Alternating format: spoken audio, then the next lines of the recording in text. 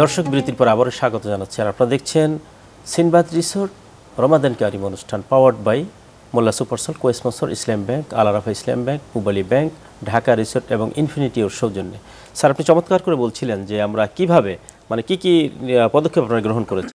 আমরা যে পদক্ষেপ, আমি যেটা বলছিলাম যে আমরা 3টা পদক্ষেপে আমরা এটাকে নিয়ন্ত্রণ করার চেষ্টা করি। সেটা হলো সাপ্লাই রিডাকশন। এখন সাপ্লাই রিডাকশনের জন্য কিন্তু মাদকদ্রব্য নিয়ন্ত্রণ আইন, কঠিন আইন আছে। যে আমরা একটা বিষয় একটু অ্যাড করি, আমরা তো আসলে তো গোড়ায় যে মূল বিষয়টা যে আমাদের যে সন্তানদের মানসিকতা তৈরি করা, মূলত শিক্ষা এবং গোড়া থেকে যে পারিবারিক যে শিক্ষা, এটা দরকার ছিল।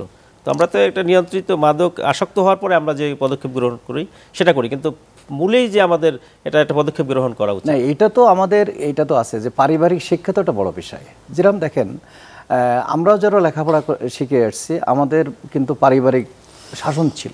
এখন কিন্তু আস্তে আস্তে পারিবারিক শাসনটা একেবারে কিন্তু বিলীন হয়ে যাচ্ছে এবং পরিবার, তার পিতামাতা দেখা যাচ্ছে যে সন্তান কোথায় যাচ্ছে, কার সাথে মিশছে এবং কি অবস্থায় আছে এই খোঁজ রাখছে না। পিতামাতা আছে তাদের রোজগার, বিভিন্ন তাদের বিষয়ে।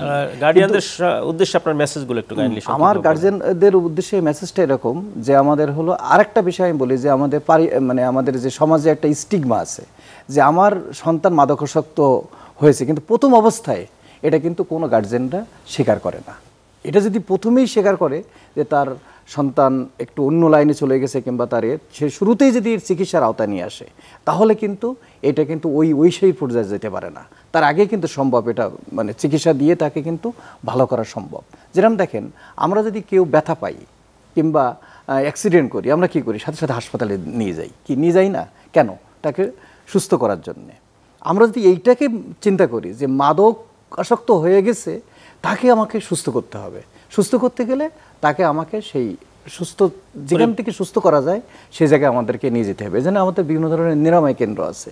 সেখানে আসলে মাদকাসক্তটা অ্যাকচুয়ালি কিন্তু একটা মানসিক রোগ।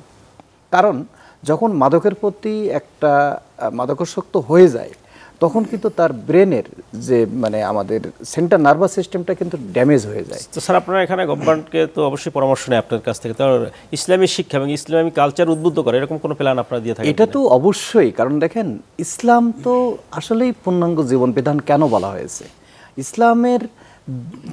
ইসলামের প্রকৃত তরিকা অনুযায়ী যদি আমাদের সন্তান কিংবা আমাদের সমাজ লালিত পালিত হতো, তাহলে কিন্তু আমাদের এই ধরনের অনাচার কিংবা সামাজিক যে ব্যাধি, এগুলো কিন্তু আমাদেরকে গ্রাস করতো না।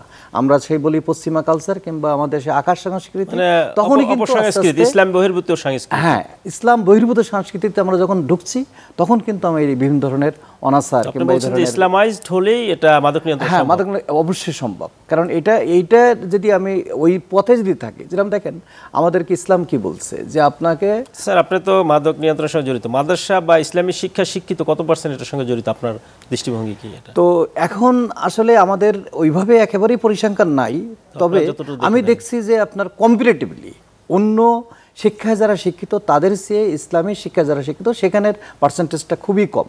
চমৎকার করে বলছিলেন স্যার। আপনার কাছে এক কথায় আমরা জানবো যে মাদক প্রতিহত করার জন্য গার্ডিয়ানদের উদ্দেশ্যে আপনি সংক্ষিপ্ত কিছু নোট যেটা বলছিলেন ওখান থেকে আমি শুরু করছি। মাদক যদি সমাজ থেকে, রাষ্ট্র থেকে নিয়ন্ত্রণ করতে হয়, নির্মূল করতে হয়, প্রথম তার পরিবার, শিক্ষা প্রতিষ্ঠান, রাষ্ট্রকে এই বিষয়ে কঠোর থাকতে হবে। এই ক্ষেত্রে জিরো টলারেন্স। কিন্তু দুর্ভাগ্য হলো বাবা সিগারেট খায়, ছেলেকে শাসন করে, তা হবে না। আগে বাবাকে ছাড়তে হবে। মাদক আগে বাবা ছাড়বে, তারপরে সন্তান ছাড়বে। 3টি যদি পরিবার, শিক্ষা প্রতিষ্ঠান, রাষ্ট্র যদি একসঙ্গে কাজ করে, তাহলে মাদকসেবী হওয়ার সম্ভাবনা খুব কম থাকবে। এই জন্যে আমাদেরকে এই সঠিকভাবে দায়িত্ব পালন করতে হবে। এরপরে আল্লাহ রাসূল সাল্লাল্লাহু আলাইহি সাল্লাম বলেছেন, যারা মাদক সেবন করবে তারা জান্নাতে প্রবেশ করবে না। কোনো মাদক সেবীর তার পরিণতি সম্পর্কে 1 নম্বরে সে জান্নাতে যাবে না। রাসূলুল্লাহ সাল্লাল্লাহু আলাইহি ওয়াসাল্লাম বলছেন 10 ব্যক্তির উপর আল্লাহর গজব। যারা মাদক এই কাঁচামাল উৎপাদন করে, যারা প্রোডাকশন দেয়, যারা ব্যবহার করে, যারা পরিবহন করে, যারা বহন করে, যারা ক্রয় করে, যারা বিক্রয় করে, এই লাভের টাকা যারা সহযোগিতা করে, সকলের উপরে আল্লাহ তাআলার গজব। এটা আল্লাহ রাসূল সাল্লাল্লাহু আলাইহি ওয়াসাল্লাম অভিশাপ দিয়েছেন। এই জন্যে একটি সুন্দর, সুখী, সমৃদ্ধশালী সমাজ গড়ার জন্য আমাদেরকে মাদকমুক্ত থাকতে হবে এবং আমাদের সন্তানরা যাতে বিভ্রান্ত পথহারা না হয় এই বিষয়ে পিতামাতার সজাগ দৃষ্টি রাখতে হবে। যদি কোনো সন্তান আক্রান্ত হয় তাকে ভালো উপদেশের মাধ্যমে হোক, রাষ্ট্রীয় সহযোগিতার মাধ্যমে হোক, তাকে ভালো করার চেষ্টা করতে হবে। তাহলেই আমরা সত্যিকার আপনি চমৎকার করে বলছিলেন। আপনাদের উভয়কে আজকে স্টুডিওতে এসে মূল্যবান আলোচনা উপহার দেওয়ার জন্য মোবারকবাদ জানাচ্ছি। দর্শক মুহতারামরা যেভাবে বলছিলেন সেভাবে যদি আমরা সেই গাইডলাইনগুলো ফলো করে যদি আমরা আমাদের সন্তানদেরকে প্রতিপালন করতে পারি, তাহলেই আমরা একটা সুখী সমৃদ্ধ সমাজ পেতে পারি। সে আশাবাদ ব্যক্ত করে আজকের মতো এখানেই বিদায় চাচ্ছি। হায়দা মা ইনদি ওয়াল ইলমি ইনদাল্লাহ আলাইহি তাওয়াক্কালতু ওয়া ইলাইহি উনীব। আসসালামু আলাইকুম ওয়া রাহমাতুল্লাহি ওয়া বারাকাতুহু।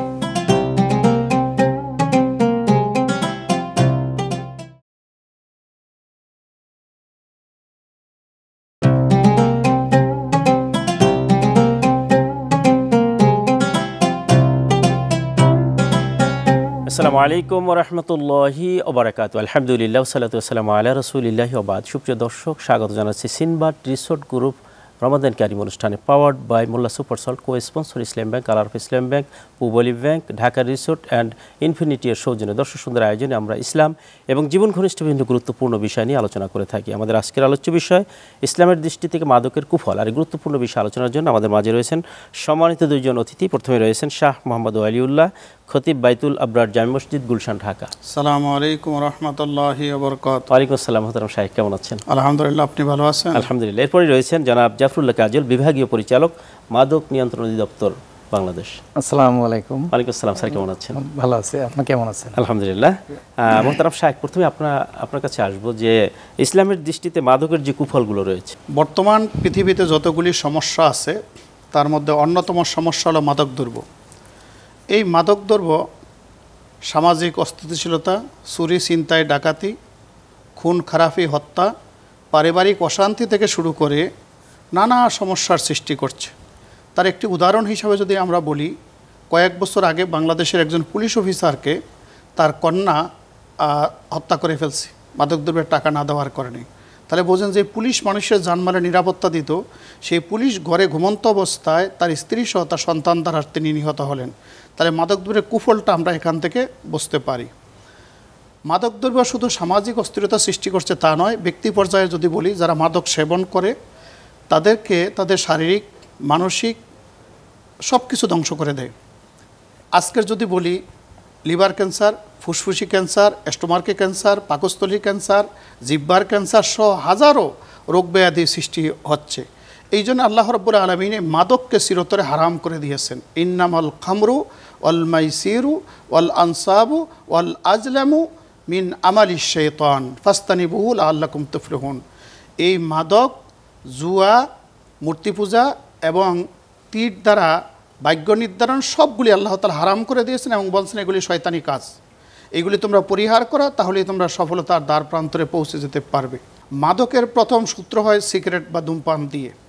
যদি এটা হলো সর্বনিম্ন স্তর, এরপরে ওই যে মদ, তারপরে গাঁজা, আফিম, আরও কী আছে, ইয়াবাহা, এগুলির কথা যদি বলি, শুধু আমি সর্বনিম্ন যেটা এই ধূমপান সেটার কথা বলি। দেখেন, এটার মধ্যে তিনটা ক্ষতিকর।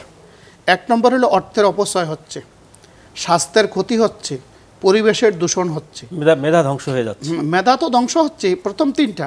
অর্থের অপচয় হচ্ছে, তার স্বাস্থ্যের ক্ষতি হচ্ছে, পরিবেশের দূষণ হচ্ছে। যিনি পান করতেছেন তিনি তো হচ্ছেনই, আশেপাশে 2000 গায়ে লাগতেছে, তিনিও ক্ষতিগ্রস্ত হচ্ছে। আবার এটা জাহান্নামের সঙ্গে হুবহুব মিল। জাহান্নামে ধোঁয়া আছে, দুর্গন্ধ আছে, আগুন আছে। এরপরে যদি বলি তামাক, তামাকের মধ্যে যে নিকোটিন আছে, এটা মানুষের হাজারো রোগ ব্যাধির জন্ম হয়। এই জন্যে যদি একটি সুস্থ সমৃদ্ধশালী সমাজ, রাষ্ট্র, পরিবার গঠন করতে হয়, তাহলে মাদক মুক্ত থাকতে হবে। আজকে আমাদের দেশের যুব সমাজের চরিত্র ধ্বংস হয়ে গেছে মাদকের কারণে। অসংখ্য খুন খারাপি হচ্ছে মাদকের জন্য।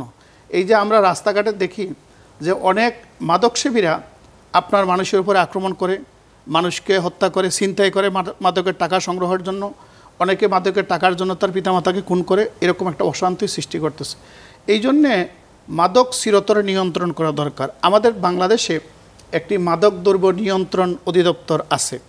আমি আমার মসজিদের খুতবায় বহুবার বলেছিলাম যে যদি এটা মাদক দ্রব্য নিয়ন্ত্রণ অধিদপ্তর না হয়ে যদি মাদক দ্রব্য নির্মূল অধিদপ্তর হতো, তাহলে এটা রাষ্ট্রের জন্য, জাতির জন্য বড় কল্যাণকর হতো। মাদকের সঙ্গে কোনো আপোষ নেই, কারণ মাদক মানবতার শত্রু। এই জন্য শাহেখ, আমরা আপনার কাছে এখান থেকে আসবো। স্যার, আপনার কাছে আমরা জানবো যে মাদক নিয়ন্ত্রণে আপনারা যে গৃহীত কি কি পদক্ষেপ গ্রহণ করে থাকেন। যে উনি চমৎকার বলছিলেন, আমি শুনছিলাম যে আসলে মানে ধূমপানের যে বিষয়টা আমাদের মানে উনি অবতারণা করছেন, আসলেই মাদকের এই ঘরটা প্রবেশ করার যেমন একটা দরজা আছে, ঠিক মাদক জগতে প্রবেশ করার জন্য দরজাটা হলো ধূমপান। আর ধূমপান দিয়ে কিন্তু এই জগতে প্রবেশের সুযোগ তৈরি হয়। আরেকটা চমৎকারভাবে উনি উদাহরণ দিচ্ছিলেন, আমাদের ঐশীর কথা বলছিলেন, যিনি তার পিতামাতাকে খুন করছে। ঐশী কিন্তু খুন করে নাই, খুন কিন্তু করছে ইয়াবা।